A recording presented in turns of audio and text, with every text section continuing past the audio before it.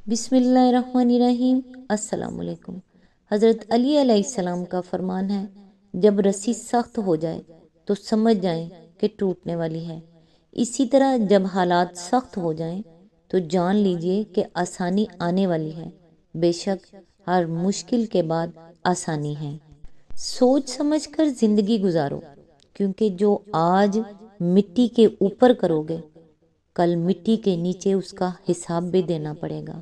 اے پروردگار، اتنا عطا کر جتنی تیری شان ہے، اتنے گناہ معاف فرما جتنا تو رحمان ہے، اتنی آزمائشوں سے محفوظ فرما جتنا تو مہربان ہے، اتنی رزق میں فراوانی فرما جتنا تو رازق ہے۔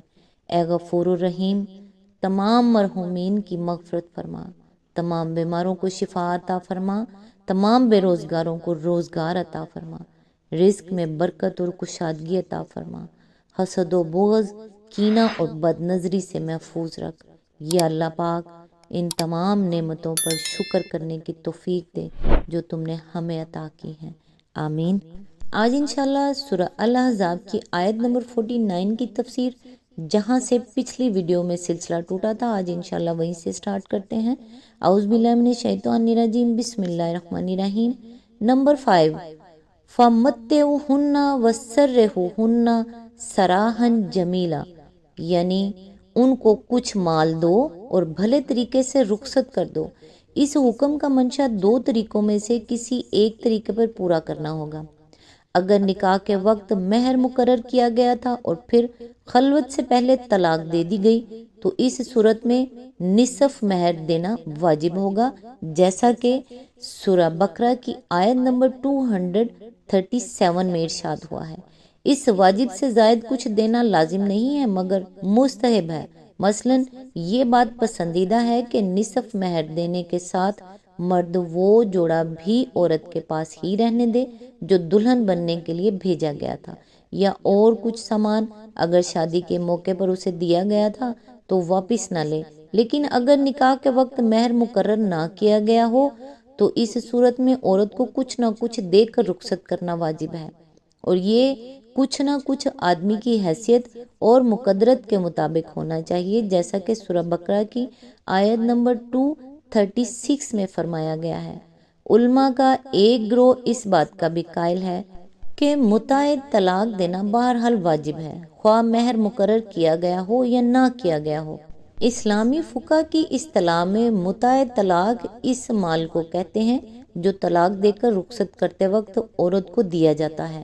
نمبر 6، بھلے طریقے سے رخصت کرنے کا مطلب صرف اتنا ہی نہیں ہے کہ عورت کو کچھ نہ کچھ دے کر رخصت کیا جائے، بلکہ اس میں یہ بات بھی شامل ہے کہ بغیر کسی مسئلے مسائل کے شریفانہ طریقے سے علیحدگی اختیار کر لی جائے۔ ایک آدمی کو اگر عورت پسند نہیں آئی ہے یا کوئی اور وجہ شکایت پیدا ہوئی ہے جس کی بنا پر وہ اس عورت کو نہیں رکھنا چاہتا تو بھلے آدمیوں کی طرح اسے طلاق دے اور رخصت کر دے۔ یہ نہیں ہونا چاہیے کہ وہ اس کے عیوب لوگوں کے سامنے بیان کرے، اپنی شکایتوں کے دفتر کھولے تاکہ کوئی دوسرا بھی اس عورت کو قبول کرنے کے لیے تیار نہ ہو۔ قرآن کے اس ارشاد سے صاف طور پر ظاہر ہوتا ہے کہ طلاق کے نفاذ کو کسی پنچایت یا عدالت کی اجازت کے ساتھ معلق کرنا خدائی تشریع کی حکمت و مصلحت کے بالکل خلاف ہے، کیونکہ اس صورت میں بھلے طریقے سے رخصت کرنے کا کوئی امکان نہیں رہتا، بلکہ مرد نہ بھی چاہے تو بدنامی اور رسوائی ہو کر رہتی ہے۔ علاوہ بری آیت کے الفاظ میں اس امر کی کوئی گنجائش بھی نہیں ہے کہ مرد کا اختیار طلاق کسی پنچایت یا عدالت کی اجازت کے ساتھ مشروط ہو۔ آیت بالکل صراحت کے ساتھ ناکح کو طلاق کا اختیار دے رہی ہے اور اسی پر یہ ذمہ داری ڈال رہی ہے کہ اگر وہ ہاتھ لگانے سے پہلے عورت کو چھوڑنا چاہے تو لازماً نصف مہر دے کر یا اپنی حیثیت کے مطابق کچھ مال دے کر چھوڑے۔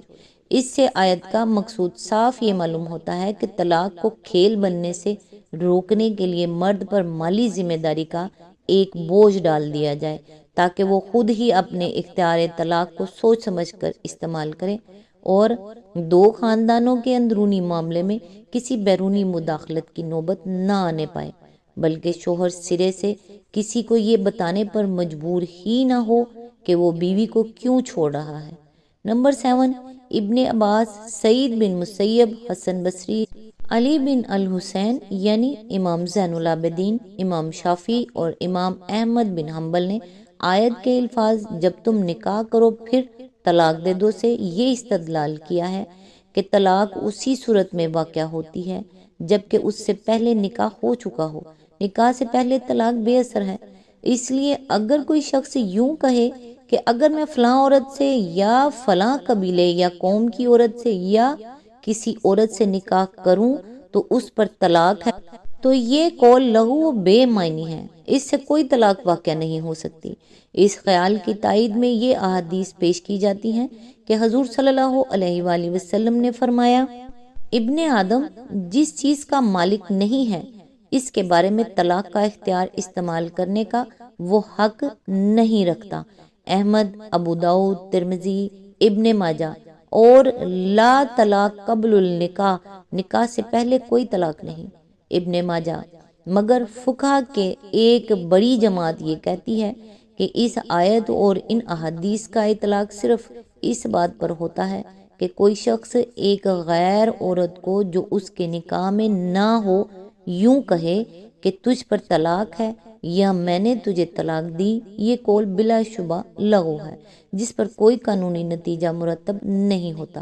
لیکن اگر وہ یوں کہے کہ اگر میں تجھ سے نکاح کروں تو تجھ پر طلاق ہے، تو یہ نکاح سے پہلے طلاق دینا نہیں ہے، بلکہ دراصل وہ شخص اس امر کا فیصلہ اور اعلان کرتا ہے کہ جب وہ عورت اس کے نکاح میں آئے گی تو اس پر طلاق وارد ہوگی۔ یہ قول لغو بے اثر نہیں ہو سکتا، بلکہ جب بھی وہ عورت اس کے نکاح میں آئے گی اسی وقت اس پر طلاق پڑ جائے گی۔ یہ مسلک جن فقہا کا ہے ان کے درمیان پھر اس امر میں اختلاف ہوا ہے کہ اس نوعیت کی عقائد طلاق کی وسعت کس حد تک ہے۔ امام ابو حنیفہ، امام محمد اور امام رفر کہتے ہیں کہ خواہ کوئی شخص عورت یا قوم یا قبیلے کی تخصیص کرے یا مثال کے طور پر عام بات اس طرح کہے کہ جس عورت سے بھی میں نکاح کروں اس پر طلاق ہے، دونوں صورتوں میں طلاق واقع ہو جائے گی۔ ابو بکر جساس نے یہی رائے حضرت عمر، عبداللہ بن مسعود، ابراہیم النخعی، مجاہد اور عمر بن عبدالعزیز سے بھی نقل کی ہے۔ سفیان ثوری اور عثمان البتی کہتے ہیں کہ طلاق صرف اسی صورت میں پڑے گی جب کہنے والا یوں کہے کہ اگر میں فلاں عورت سے نکاح کروں تو اس پر طلاق ہے۔ حسن بن صالح، لیث بن سعد اور عامر الشیبی کہتے ہیں کہ اس طرح کی طلاق عمومیت کے ساتھ بھی پڑ سکتی ہے بشرطے کہ اس میں کسی نوع کی تخصیص ہو۔ مثلاً آدمی نے یوں کہا ہو کہ اگر میں فلاں خاندان یا فلاں قبیلے یا فلاں شہر یا ملک یا قوم کی عورت سے نکاح کروں تو اس پر طلاق ہے۔ ابن ابی لیلہ اور امام مالک اوپر کی رائے سے اختلاف کرتے ہوئے مزید شرط یہ لگاتے ہیں کہ اس میں مدت کا بھی تعین ہونا چاہیے۔ مثلاً اگر آدمی نے یوں کہا ہو کہ اگر میں اس سال یا آئندہ 10 سال کے اندر فلاں عورت یا فلاں گروہ کی عورت سے نکاح کروں تو اس پر طلاق ہے، تب یہ طلاق واقع ہوگی ورنہ نہیں۔ بلکہ امام مالک اس پر اتنا اضافہ اور کرتے ہیں کہ اگر یہ مدت اتنی طویل ہو جس میں اس شخص کا زندہ رہنا متوقع نہ ہو تو اس کا قول بے اثر رہے گا۔ آج تک کے لیے بس اتنا ہی، نیکسٹ انشاءاللہ آیت نمبر 50 سے سٹارٹ کریں گے۔ تب تک کے لیے دعاؤں میں یاد رکھیے گا۔ اللہ حافظ۔